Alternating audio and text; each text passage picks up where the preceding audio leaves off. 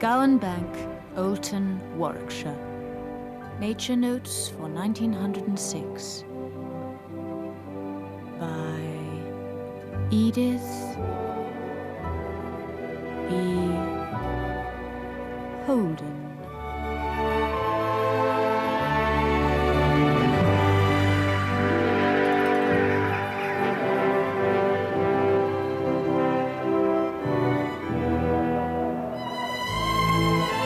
To sit on rocks, to muse o'er flood and fell, to slowly trace the forest's shady scene where things that own not man's dominion dwell, and mortal foot hath ne'er or rarely been, to climb the trackless mountain all unseen, with the wild flock that never need a fold, alone o'er steeps and foaming falls to lean.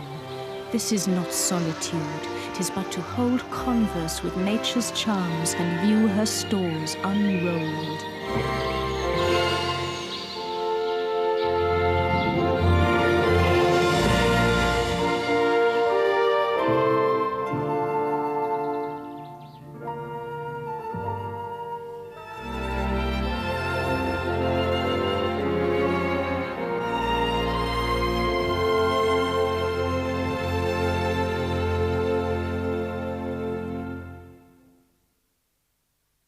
The name of this month is of doubtful origin. Ancient writers suggest it to be derived from May, the mother of Mercury, to whom the Romans were accustomed to sacrifice on the first day of the month.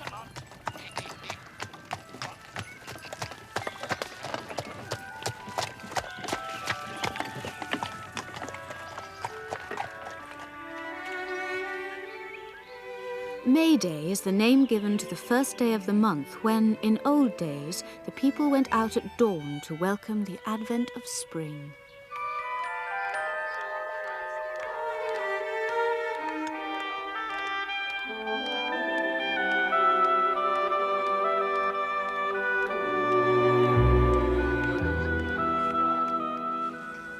How does anyone judge their own work?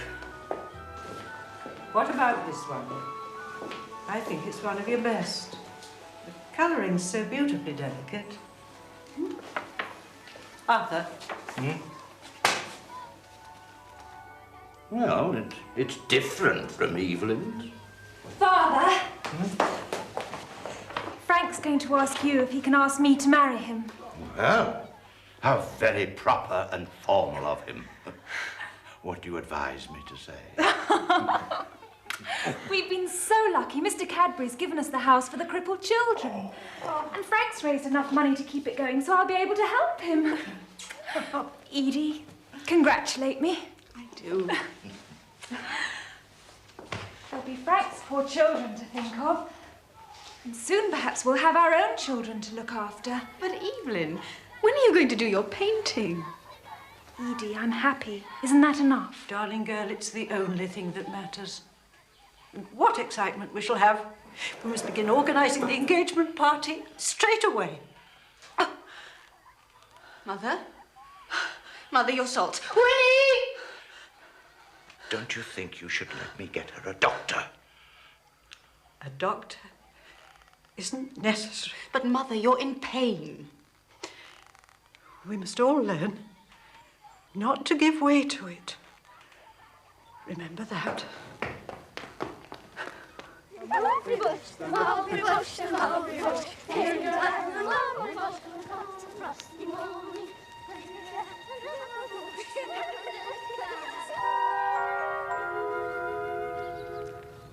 Thank you. Welcome, my girl. Welcome.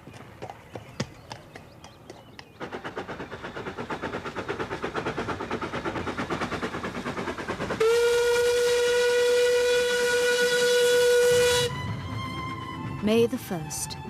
Weather still cold and showery with bright intervals of sunshine.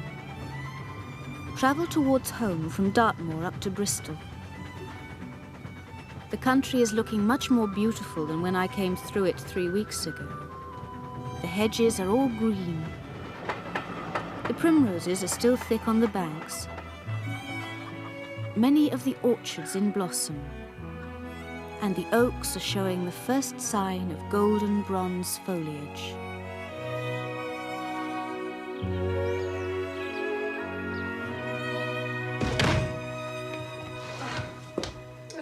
What is this? What a holiday does for you. You look more in need of a rest now than when you set off. Come on.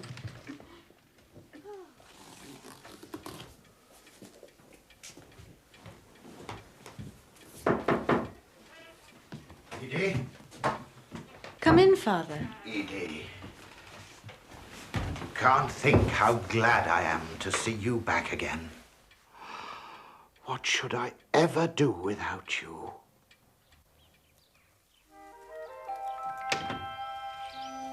May the 3rd. Warm southwest wind with heavy fall of rain.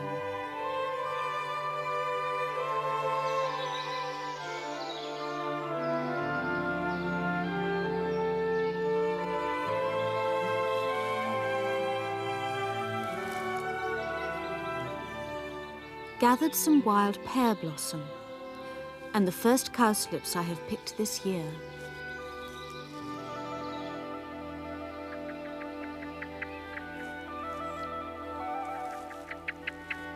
Saw 2 hen blackbirds sitting on their nests, one in a hollow tree.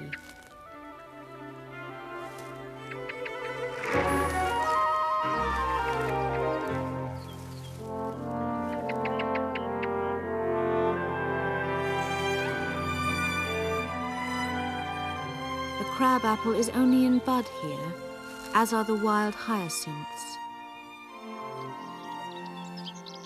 May the 5th. Saw a pair of whitethroats today down Whitney Lane. They were evidently rivals and were chasing each other through the bushes, singing loudly all the time.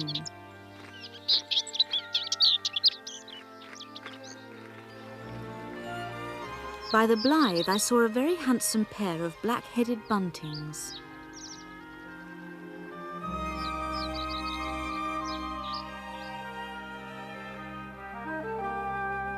In the meadows alongside the stream, there was a fine display of marsh marigolds and ladies' smocks, all silver white.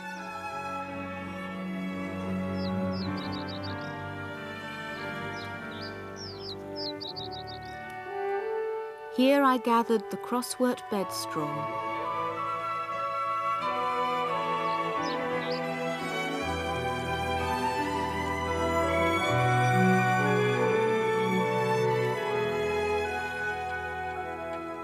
Edith! Kenneth's here.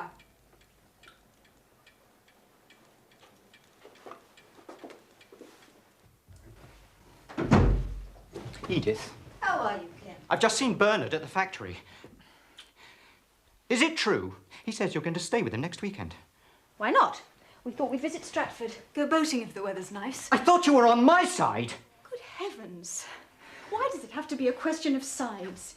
You know I love both my brothers. I know you were never a convinced socialist. We have already enough politicians in this house. I am against all inhumanity.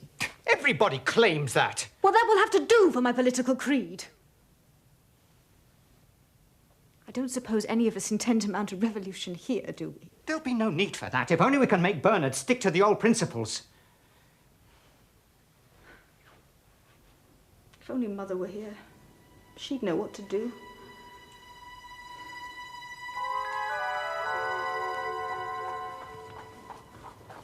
How are you feeling, Mother? You really must make yourself eat more. You've hardly touched your soup.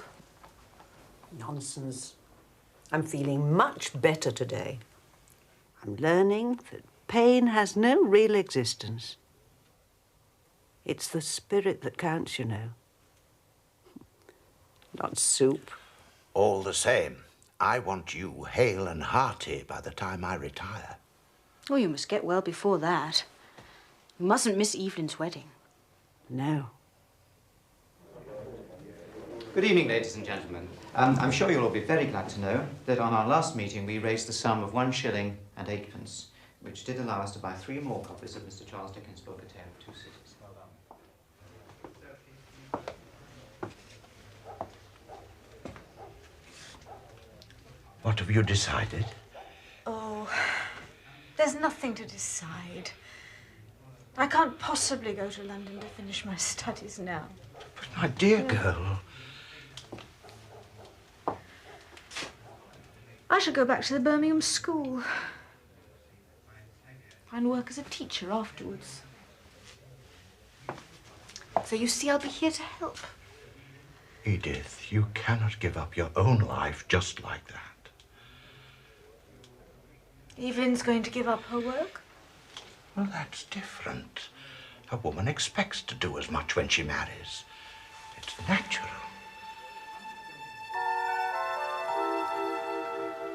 May the 7th. Weather very close and sultry. I was stooping down to gather some cowslips today in a marshy spinney in Elmdon Park, when a robin fled out over my hand from under the roots of an alder tree growing close by me. In a cavity was placed the nest, which contained 5 eggs. The crabapple trees and bushes are looking very beautiful now, covered with pink blossom and crimson buds.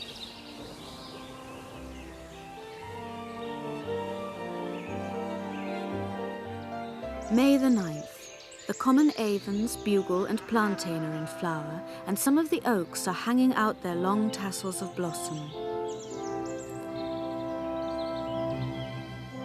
I brought home a big bunch of bluebells, red campion and wild-beaked parsley. The latter is showing its white umbels of blossom in every hedgerow.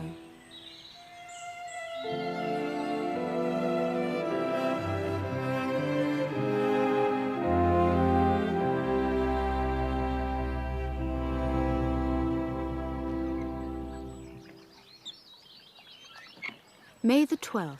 Went to Stratford-on-Avon. Oh, lovely. Gathered hawthorn blossom from the hedges. Isn't it beautiful, Edith? Yes. I have a surprise for you.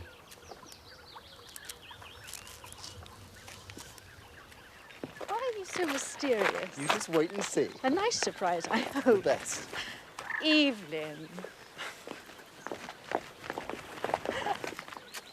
I wondered if Bernard would call you in to help. You always guess everything. Are we supposed to be on different sides? I suppose so. I'm not here to take sides. I've brought the picnic.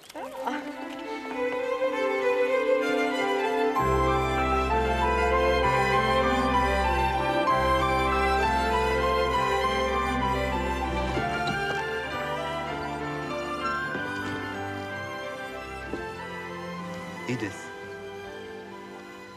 Kenneth has invented me as a villain. You know me better than that, surely. I know how deeply you disagree. Even that is exaggerated. We still pay the best wages in Birmingham. But Kenneth will have it that I'm grinding the faces of the poor. You know he's under great pressure, don't you? Everyone knows that. Convinces me what sense it is to remain a bachelor. Oh, do listen, Edith. I'm closer to Bernard. I know he's good and completely trustworthy. Can you honestly say that about Kenneth? I'm afraid he's ill, unbalanced. Well, after the birth of his child, he might go abroad for a while. The important thing is that we all stick together. Preserve the public face of the family, you mean? Well, isn't that just common sense? The trouble is, the family is your whole world, isn't it, Edie? Don't you think I sometimes long to break out? Go somewhere else. Far, far away.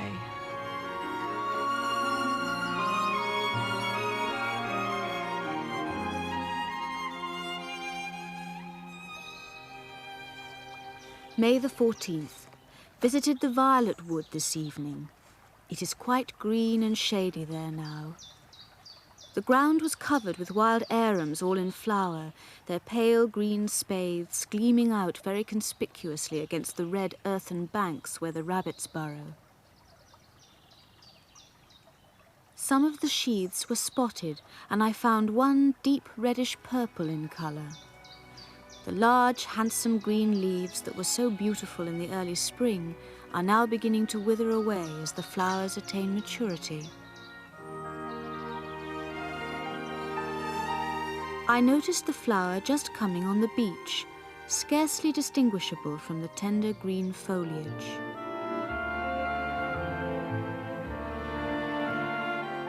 Oak apples are plentiful now on the oak trees.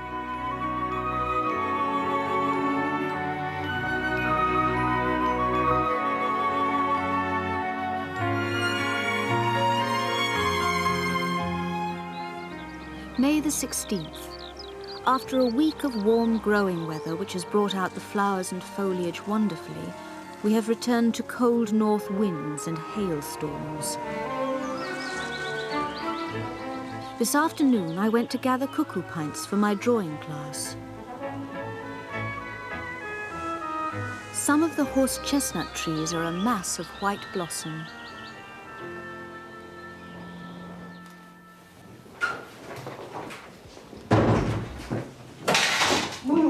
It's freezing today. Yes. What's going on with the weather this year? A beautiful warm January and then a freezing cold May. Who doffs his coat on a winter's day will gladly put it on in May. Very clever. Not really. She copied it straight out of my own notebook.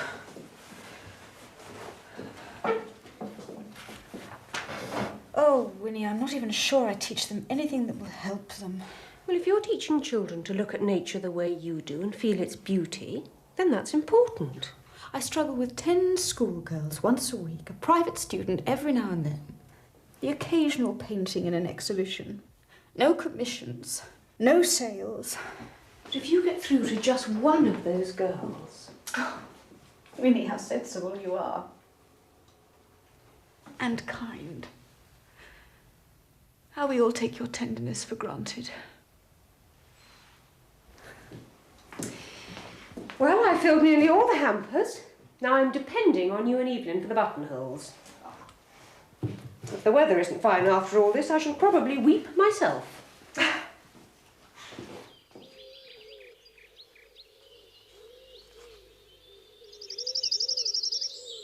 While earth herself is adorning this sweet May morning, and the children are culling on every side in 1,000 valleys far and wide fresh flowers, while the sun shines warm and the babe leaps up on its mother's arm.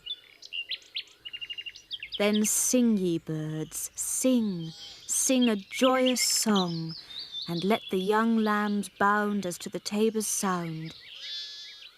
We in thought will join your throng, ye that pipe and ye that play, ye that through your hearts today feel the gladness of the May.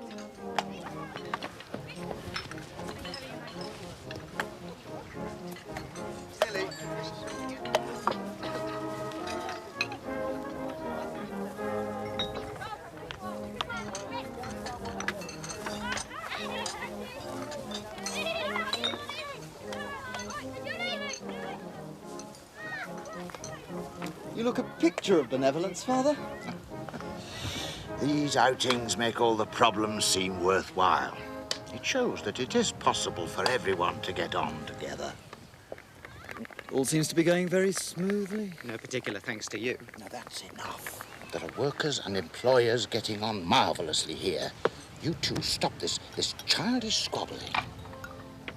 You know very well the works outing would be dropped under Bernard's regime. Just one of the many benefits for the men and their families that would disappear in the name of progress. That's not true, Ken. Evelyn, I think Bernard should speak for himself. We are no longer a private family firm. The days when Father took his papers home for the afternoon, opened his own letters, stamped the replies, then paid the wages himself every week are gone.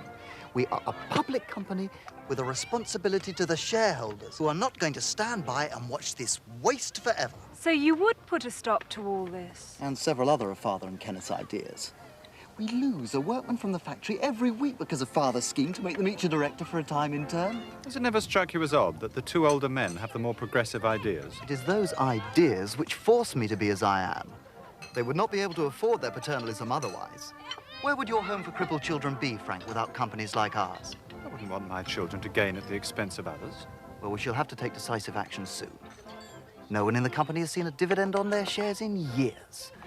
You can't expect people to remain loyal forever under those conditions. You mean we can't expect your friends to remain loyal, do you, Bernard? If you two do not stop, I shall make the next 2 workers' position on the board permanent. That'll put an end to all this bickering.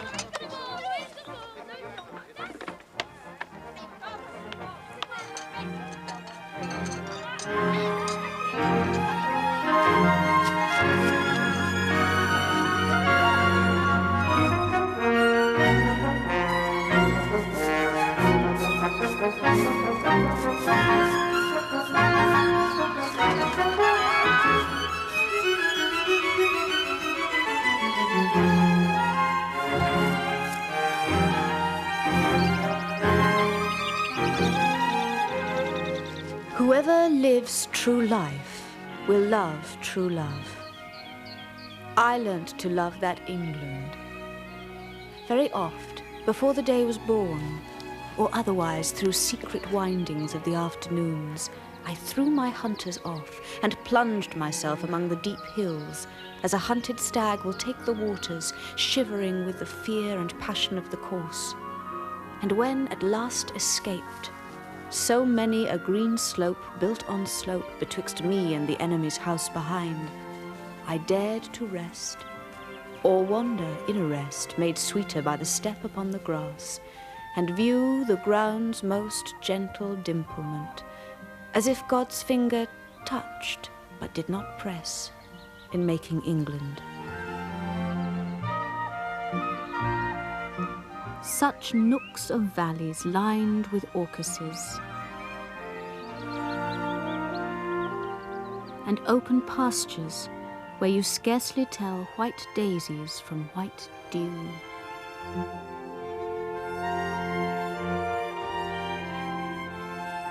At intervals, the mythic oak and elm trees standing out, self-poised upon their prodigy of shade.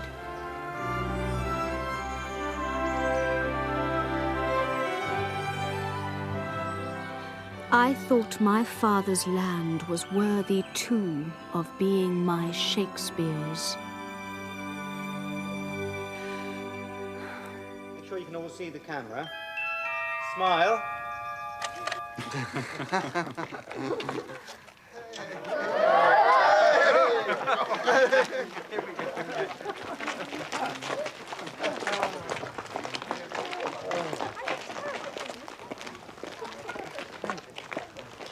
Oh.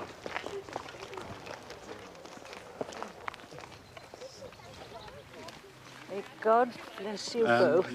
May you both be as happy as we have been. Oh, Mother, I do wish you could have seen it. All Frank's children decorated the chapel so beautifully. Dear Mother, how pale she is. Do you think she ought to go in out of this sun? No. No, it makes no difference now. And she does so like to be part of what's going on. Now, can you move in just on this edge? May the 19th. The hedgerows are haunted by young fledglings, chiefly blackbirds and thrushes.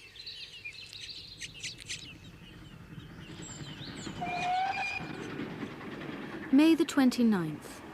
Saw some dog daisies in flower on the railway bank. My sister brought home some beautiful white meadow saxifrage she had picked in some fields near Hatton. Oh, Winnie, how lovely. You've quite cheered me up. I'm going to leave these boring books. Advise me what I should paint for the summer exhibition at the Royal Society. Oh, that's quite beyond me. Besides, Father will be wanting his supper now.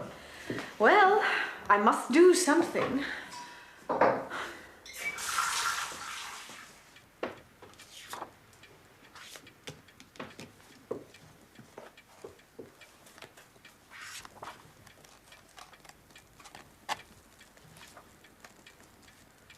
May has been a cold, stormy month.